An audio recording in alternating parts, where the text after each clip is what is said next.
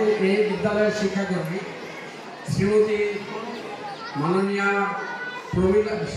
শ্রীমতী প্রমীলা হালদার মহাশয়া, বিদ্যালয়ে শিক্ষক শিক্ষিকা শিক্ষাকর্মী ও আমার উপস্থিত এই অঞ্চলের বিদ্যালয় এবং অভিভাবকবৃন্দ, সর্বোপরি শ্রেণীর ছাত্রছাত্রী, তোমাদের সব প্রাক্তন এবং বর্তমান, তোমাদের সকলকে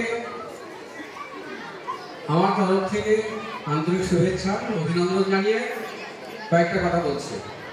ছাত্রছাত্রীদের তোমাদের জিজ্ঞেস করছি, আজকে দিনটায় যে তোমরা এইভাবে একত্রিত হয়েছো কেন, কি জন্য তোমরা জানো তো?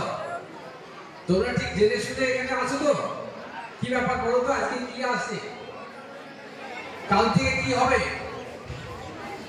আজকে তোমরা জানো, তোমরা হেডমাস্টার মশাইয়ের কাছে বা তোমরা মাস্টারমশাইদের কাছে অনেকে ভয়ে যেতে পারতেন না। তখন কার কাছে যেতে? তখন এই প্রমীলা হালদার মহাশয়ের কাছে যেতে, তাকে তোমাদের সমস্যার কথা বলতে। সেই সমস্যার কথা এই মাননীয় প্রমীলা হালদার কি করতেন? আমাদেরকে অর্থাৎ শিক্ষক শিক্ষিকাদের বলতো। তখন কি হতো? সেই সমস্যাটা সমাধান হতো।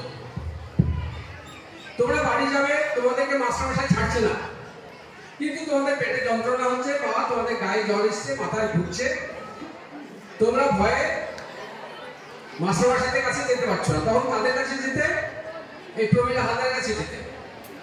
কিন্তু সেই প্রমীলা হালদারকে কাল থেকে তোমরা পাবে না। কাল থেকে প্রমীলা হালদার মহাশয়া তোমাদের মধ্যে থাকবেন না, তিনি চলে যাবেন। সুতরাং সেটা বুঝতেই পারছো যে কালকে চলে যাবে, 3 মাস পর আবার ফিরে আসবে, এমনটা হবে না। চলে যাবে মানে চলে যাবে। আর জীবনে তোমরা কোনোদিনই ওনাকে তোমাদের সমস্যার কথা বলার সুযোগ পাবে না। তোমাদেরকে আমি যতটা জানি, যতটা স্মরণ করতে পারি, আমাদের এই সহকর্মী ছাত্রছাত্রীদের বহু বকাবকি করেছে। আশা করি মনে হয় তোমাদেরকেও করেছে। অনেক খারাপ খারাপ কথা বলেছে, তাই না? খারাপ খারাপ কথাগুলো কিসের জন্য বলেছে? তোমাদের ভালোর জন্য বলেছে। মিষ্টি কথা বললে তোমরা বুঝতে না। সুতরাং তোমরা যাতে করে বুঝতে পারো বিষয়টা তোমরা যা করছো সেটা সঠিক না, সেটা জানানোর জন্য করেছে। এটার মধ্যে যদি প্রমাণিত হয় তোমাদেরকেও উনি মেয়ের বা ছেলের স্নেহে ভালোবাসে। ছেলেমেয়েরা ভুল করলে তাকে শুধিয়ে সঠিক পথ দেখানোর চেষ্টা করেছে। সুতরাং তোমার মায়ের মতো করে তারা দেখেছেন।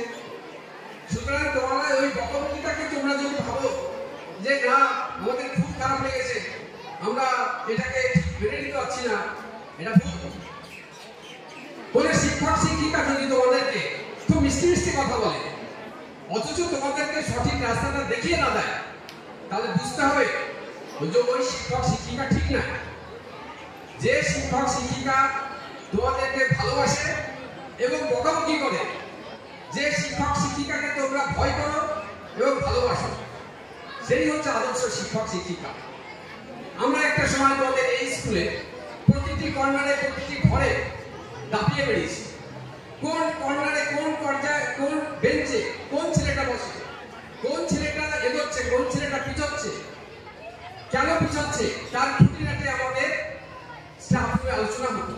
তোমরা যারা পড়াশোনা করো, তারা যখন এগোতে থাকো, আস্তে আস্তে ভালো রেজাল্ট করো, আমরা কিন্তু ওটা স্টাফ রুমে আলোচনা করি।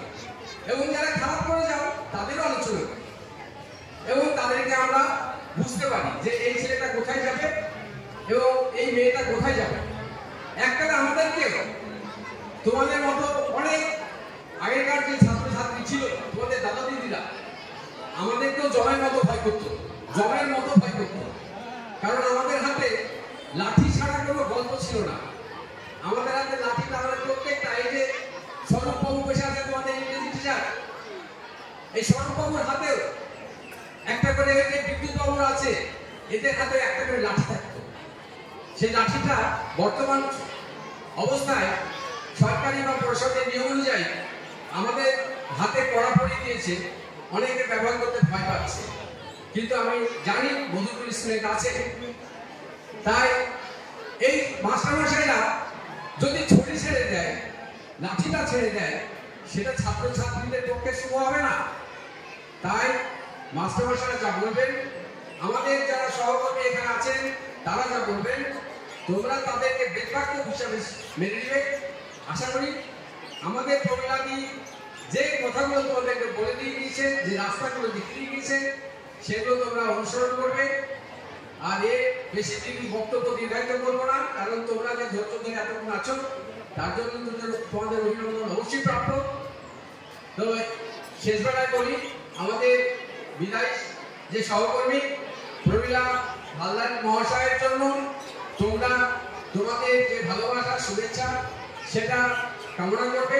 আমিও তার অবসর জীবনে যাতে সুখ স্বাচ্ছন্দ্যময় হয়ে উঠুক এবং সুখী স্বাচ্ছন্দ্যে ভরে উঠুক, এই কামনা করে আমার সংক্ষিপ্ত বক্তব্য শেষ করছি। খোদা হাফেজ।